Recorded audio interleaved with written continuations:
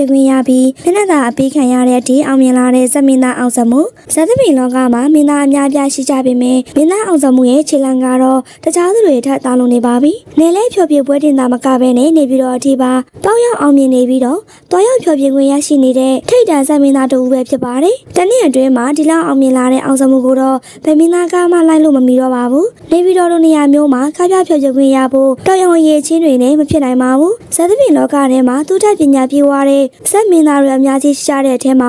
အောင်စမှုကတော့ရုပ်ကျုံမှုရှိတာကြောင့်လူကြီးတွေကချစ်ခင်ကြတာလည်းဖြစ်ပါတယ်။နေပြည်တော်ကပွဲမှာကားပြဖျော်ဖြေခဲ့တဲ့အခါမှာချီကျူးမှုတွေကိုရရှိရုံသေးမကပဲအထူးတလဲမျက်နှာနာပေးခြင်းကိုလည်းရရှိခဲ့တာလည်းဖြစ်ပါတယ်။လူကြီးတွေရဲ့ချီကျူးအသွင်မဲ့ပြုခြင်းကိုခံခဲ့ရတာကြောင့်ပြည်သူတွေကြားထဲမှာအောင်စမှုကကုံနှောက်အောင်လုပ်ပေးနိုင်ခဲ့ပါပြီ။အောင်စမှုကသူစူးစမ်းနေတာတွေကသူ့ကိုအားပေးနေတဲ့မိသားစုတွေအတွက်ဖြစ်တာကြောင့်သူ့မိသားစုတွေကလည်းမျက်နှာပန်းလာနေပါတယ်။အချစ်ရတဲ့တဲ့တွေတစ်ခုပြီးတစ်ခုထွက်ပေါ်နေပေမဲ့လည်းသူ့မှာမဖြစ်ရှင်းအားပဲအလုပ်တွေပဲလုပ်နေတာလည်းဖြစ်ပါတယ်။ပြည်သူတွေကတော့သူ့ကိုငယ်ရသေးလို့အချစ်ရေးကိုမစင်စားစေချင်သေးပါဘူးဒီတက်လိမ်မာရရင်လေဖုန်ကြီးဝတ်ဖို့ပဲကျန်တော့နေဆိုတဲ့အထိအောင်စမှုကအလုပ်ကြိုးစားတာကြောင့်နေပြည်တော်မှာပါဖြောပြခွင့်ရရှိခဲ့တာပါအောင်စမှုကနေပြည်တော်ထိပါဖြောပြခွင့်ရရှိပြီးအလေးထားမှုကိုရရှိနေလို့သူ့ကိုချစ်ခင်အားပေးနေကြတဲ့အမခံပြည်သက်ကြီးတရက်လုံးကလည်းဝမ်းသာပြီးမျက်ရည်တွေဝင်နေကြရလဲဖြစ်ပါတယ်နေပြည်တော်ထိပေါင်းရောက်ပြီးတော့လူကြီးမင်းတွေရဲ့မျက်နှာသာပေးမှုကိုရရှိနေခဲ့တဲ့မင်းသားလေးအောင်စမှုအတွက်ဂုဏ်ယူရဲ့လားဒီချက်မကအောင်မြင်နိုင်မလားဆိုတာမိမိတို့ရဲ့အမြင်လေးကိုကောမမာကြီးသွားပေးခဲ့ကြပါအောင်ရှင်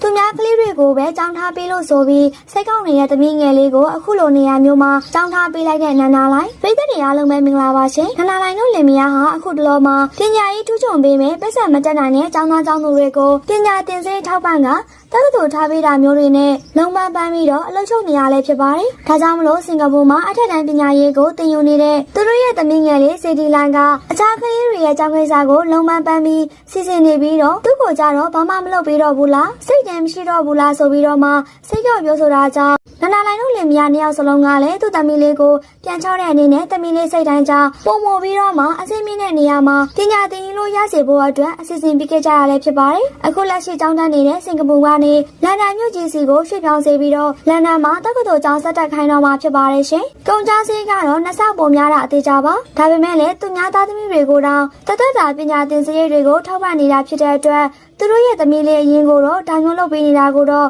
မူမဲမထင်ပါဘူးနော်။ကဲအခုတော့စေဝီလာကြီးတယောက်ကတော့စိတ်အကောက်ကောင်းလို့လန်ဒန်ကိုရောက်ရှိသွားပြီပဲဖြစ်ပါတယ်ရှင်။မကောင်းတဲ့အောက်လန်းနဲ့စီရင်ပြုစားဖို့စူးစမ်းခံနေရတဲ့ဗီဒီယိုကိုထုတ်ပြလာတဲ့ဖွေးဖွေးပရိသတ်တွေအားလုံးအံ့ဩထိတ်လန့်သွားစေမယ်ထိတ်တန့်ပြီးမိချောလေးဖွေးဖွေးရဲ့အင်ရှင်မှာဖြစ်ပျက်